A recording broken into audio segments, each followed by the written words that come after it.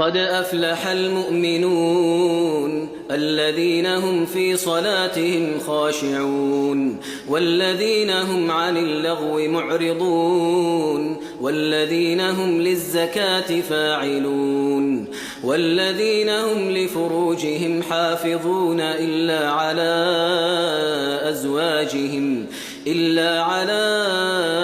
أزواجهم أو ما ملكت أيمانهم فإنهم غير ملومين فمن ابتغى وراء ذلك فأولئك هم العادون والذين هم لأماناتهم وعهدهم راعون والذين هم على صلواتهم يحافظون